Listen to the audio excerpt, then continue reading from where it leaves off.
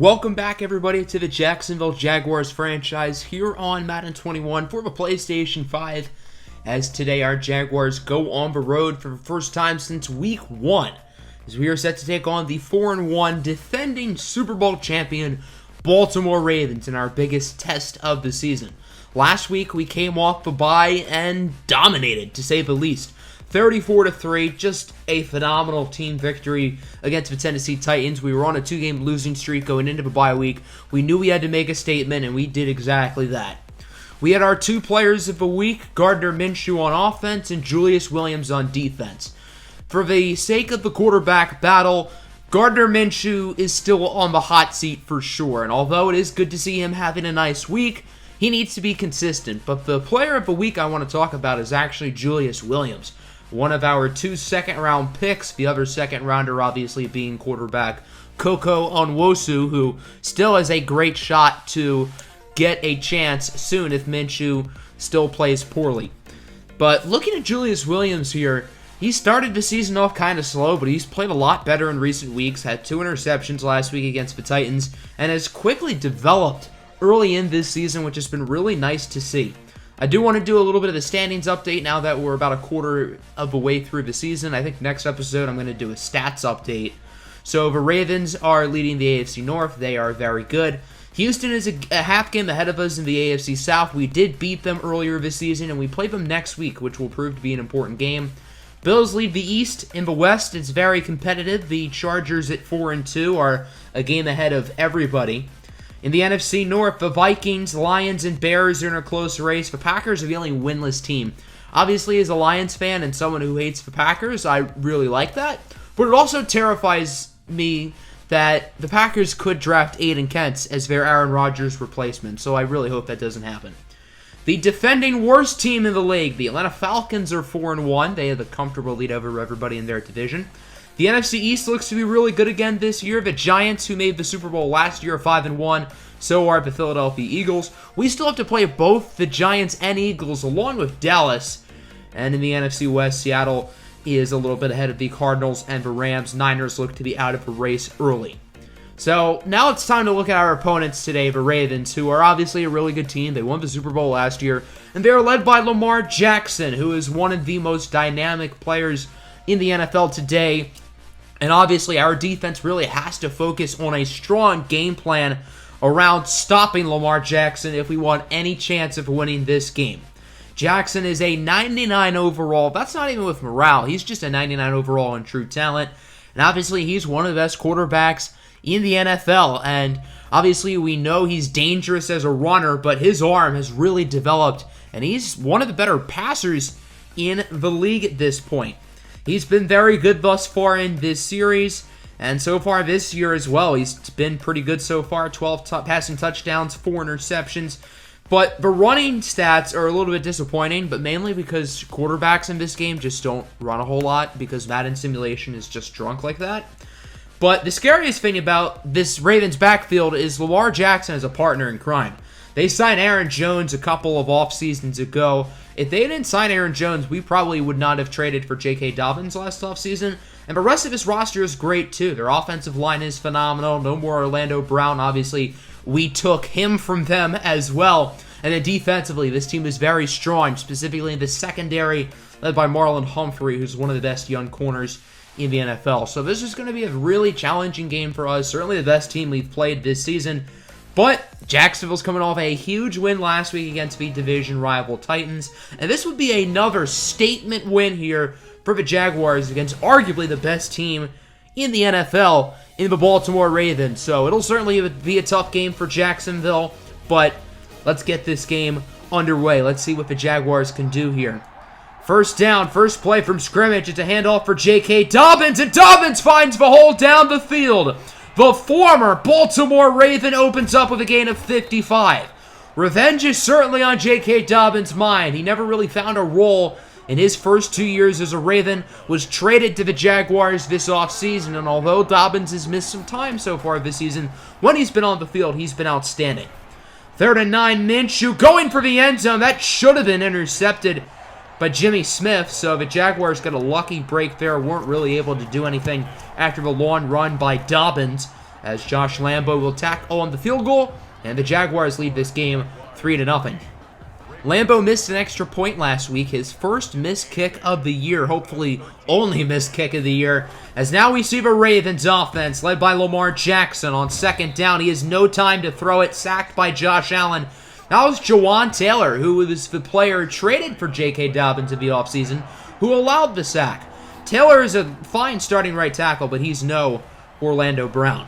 So now the Jaguars would have it back, but not for long. Gardner Minshew underthrew his target, and he's intercepted by Marlon Humphrey. So it appears the magic from last week has not carried over, at least for Gardner Minshew specifically, who looked like one of the best quarterbacks in the NFL a week ago, and this week looks like one of the worst.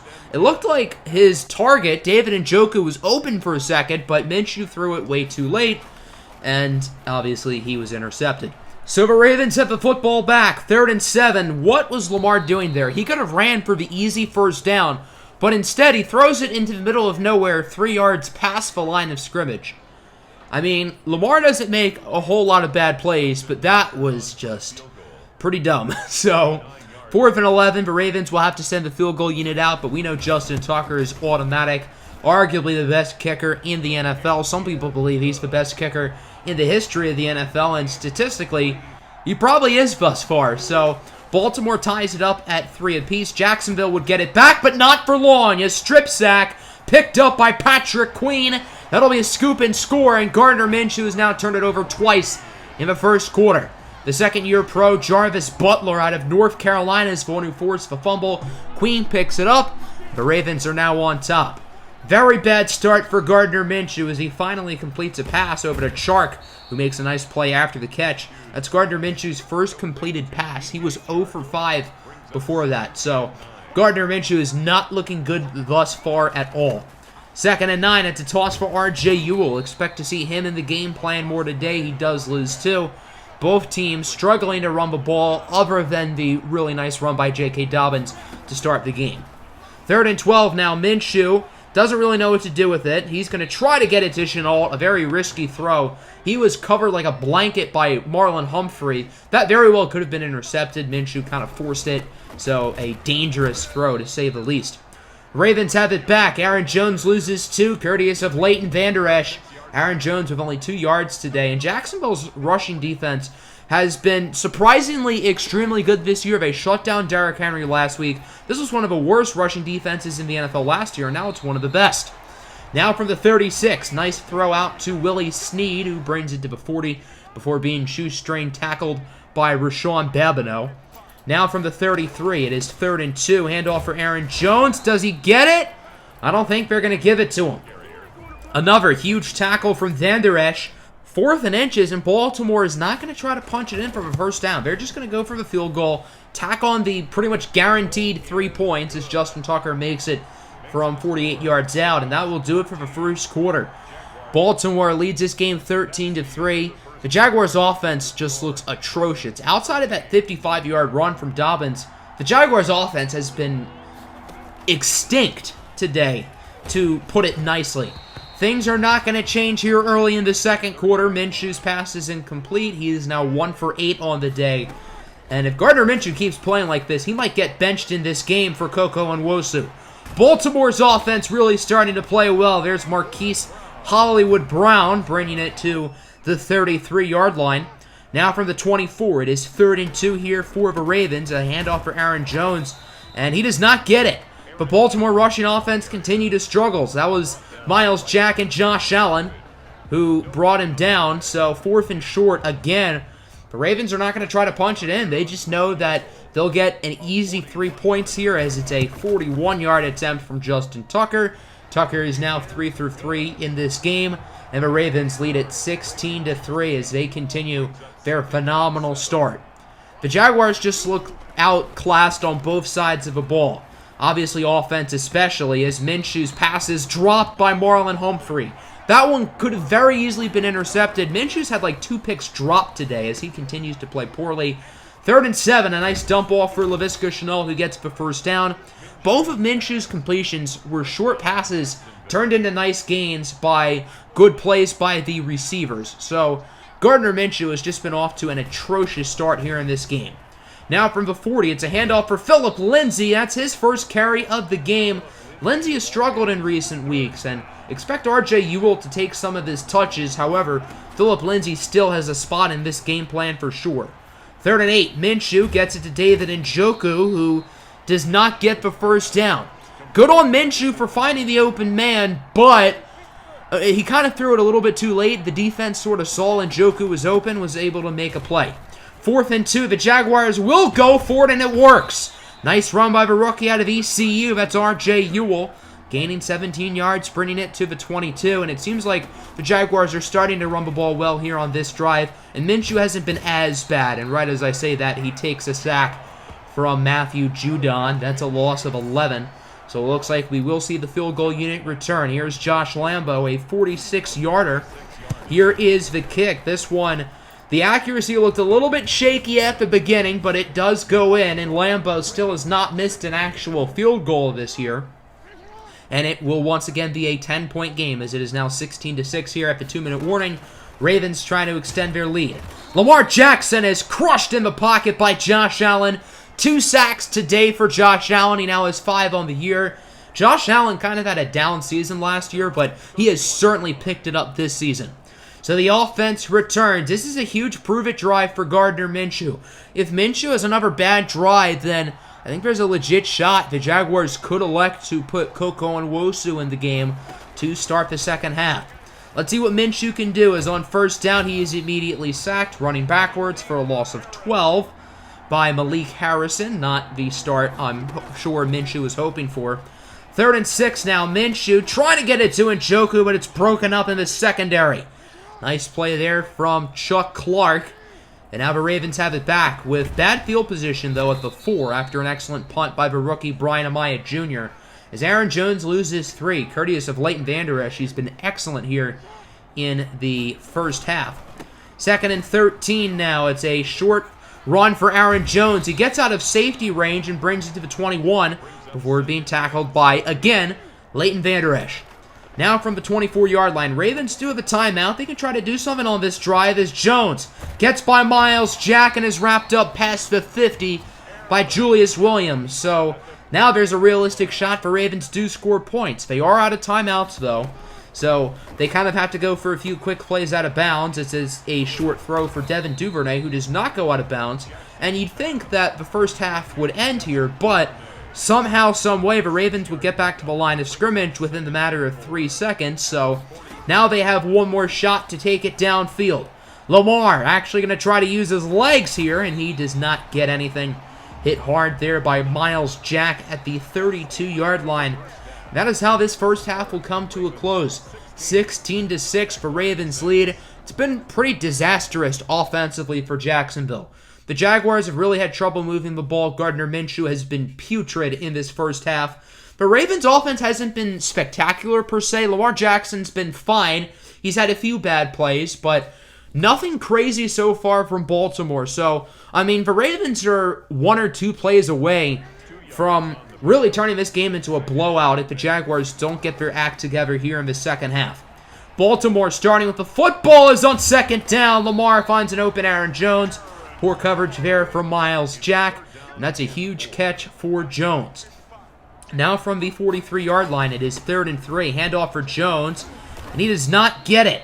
That looked like David Harris, the rookie linebacker out of Westlake, who brings him down. So now it's 4th and 2. The Ravens have really not wanted to go for it in short yardage situations. That does not change here, as it's a very solid punt. It's going to be down inside the 10-yard line at around the 8.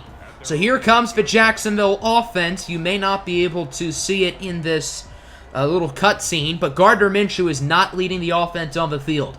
The rookie, KOKO Nwosu, has entered the game at quarterback. This is not a drill, ladies and gentlemen. Gardner Minshew has officially been benched. Now, Gardner Minshew very well could return to be the starting quarterback next week. The reason why Jacksonville is making this move is because Minshew's obviously played poorly today, and the Jaguars believe their only chance of winning this game is having a spark like KOKO Nwosu to enter. Nwosu's first play from scrimmage is a 10-yard run from J.K. Dobbins. Now here's R.J. Ewell with a good gain, and so far the Jaguars are running the football pretty nicely with KOKO Nwosu in the game. Still no passes yet from Onwosu. We'll see if that changes here, as it does look like a pass. Onwosu going to scramble to his right, and he will run for the first down. KOKO Onwosu is very mobile. He's certainly more mobile than Gardner Minshew, and that's certainly one of the advantages to having a guy like Onwosu in the game. Onwosu also has a stronger arm than Minshew, but as you can tell, he doesn't quite have the accuracy, specifically in the intermediate game, as his first career pass is incomplete. 3rd and 10 now, and Onwosu surveying the field, going to take a shot from a rookie, Casey Shock, and it's a touchdown! A 57-yard dime. That's KOKO Onwosu's first career pass completion, and it goes for a touchdown. Perfect accuracy there, and he gets it to his fellow rookie, Casey Shock. That's Shock's first NFL touchdown, by the way. Casey Shock did not score in 5.5 weeks of having Gardner Minshew throw him the ball, but in KOKO Onwosu's first drive of his career, that's when Shock finally finds the end zone. The Jaguars defense then gets a stop. Lamar overthrows his receiver, and this game is starting to turn around. Here's KOKO's second pass completion. It's a slant for Laviska Shenault, and he will bring it all the way to the 1. A gain of 64 for Shenault. Onwosu has completed 2 passes today for 121 yards. Quite the start here. Now, that one was more so Laviska Shenault with an excellent play after the catch. But still, perfect accuracy there from Onwosu. He made the smart decision. He recognized the lack of defenders on the right side of the field, and the Jaguars would be able to punch it in. That's J.K. Dobbins with the score, and Jacksonville is now on top. DJ Chark was injured on the play, but it is not serious, and he will be fine to return to the game. On defense, Jacksonville is in a groove. Josh Allen now with 3 sacks on the day, matching his season total. He now has 6 on the year. A very impressive performance here from Josh Allen, who's had one of his best games of his career. 3rd and 11 now. Lamar going to look to throw it, and the pass is dropped by the intended target. That was Duvernay. And this has been an outstanding 3rd quarter for Jacksonville ever since KOKO Onwosu entered the game. 2nd and 9. Another play over to Laviska Shenault to the 46. Gardner Minshew and Laviska Shenault have never really been able to develop any form of chemistry, so maybe Gardner Minshew being benched is actually really good news for Shenault. There's a nice run from Dobbins, who's nearing the century mark in yardage. He is 94. That'll do it for the 3rd quarter. A quarterback change for Jacksonville, and all of a sudden, the Jaguars are winning. 20-16 is your score, and Jacksonville is the football as we'd open up the 4th. Onwosu taking a shot to the end zone, trying to get it to Chark, but it was just out of bounds. Very nice throw, though. 2nd and 10, Onwosu breaks the sack. I guarantee Minshew would have been taken down on that play. Gets it to Njoku for a gain of 7. Probably the greatest gain of 7 I've ever seen in my life. 3rd and 3 now. It's a handoff for R.J. Ewell, who will get the first down, bringing it to the 6. And this Jaguars offense is just on a roll right now. I mean, they were doing nothing in the first half, and in the second half, they've been incredible. 2nd and goal. It's DJ Chark with the receiving score, and the Jaguars are now up by 2 possessions. What has happened here in the second half? 3 drives and 3 touchdowns ever since KOKO Onwosu entered the game at quarterback, and I don't think the quarterback change is a coincidence. Lamar now fumbles the football. That's Fuller and also Fadukazi with the strip sack, and it's picked up by Bleat Friarwood at the 17-yard line. And this game is all of a sudden getting really ugly. The Jaguars were down by 10 at halftime. Now they're up by 13, and they have the ball in the red zone. It is 3rd and 3 from the 11 as the former Michigan State Spartan going to scramble with it, trying to get it to Dobbins, but it's incomplete. Patrick Queen had a hand on it. The Jaguars would make the chip shot field goal, but the clip did not save, as it is now 30-16. 3rd and 10, the pass is broken up by Ronnie Harrison, so now 4th down. Baltimore feels obligated to go for it. Lamar going to go deep, and it's intercepted by Ronnie Harrison, and Jacksonville's dominance will continue. In the first half, the Jaguars looked like a team who would be picking in the top 5, and in the second half, they're looking like a team who wants to play for the Super Bowl. The Jaguars have outscored Baltimore 24-0 here in the second half, and it doesn't seem like the Jags are going to slow down. Laviska Shenault with a gain of 26 yards, bringing it to the 2. A very big second half here for Shenault. Now the Jaguars are going to try to punch it in. It's a toss for Phillip Lindsay on first down. Can he get in? They're going to say he does. Phillip Lindsay dives into the end zone for the touchdown, and Jacksonville is now up by 21. Just an incredible showing on both sides of the ball here in the second half. I do not believe what I'm seeing. It's not like Jacksonville's playing a bad team. They're playing arguably the best team in the NFL and dominating them.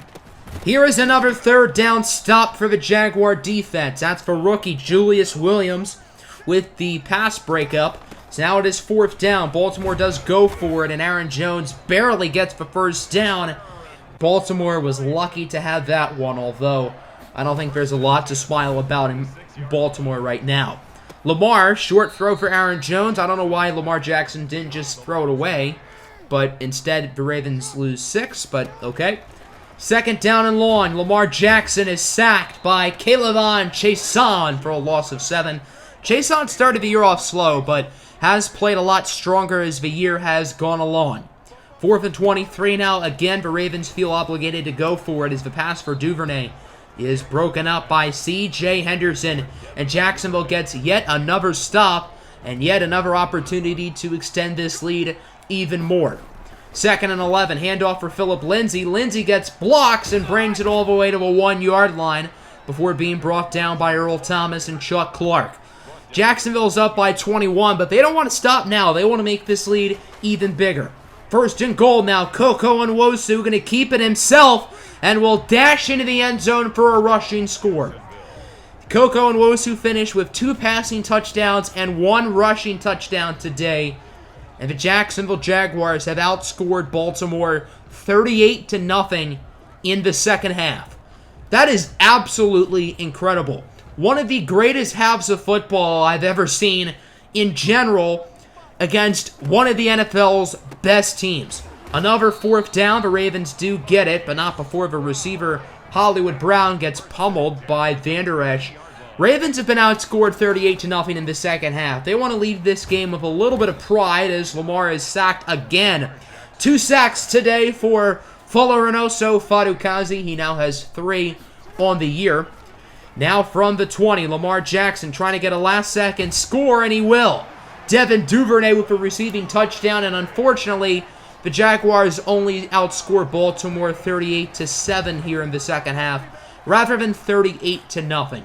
The Ravens make the score a little bit closer than the game was, but regardless, what a performance here by the Jacksonville Jaguars. The Jaguars struggled in the first half, particularly on offense.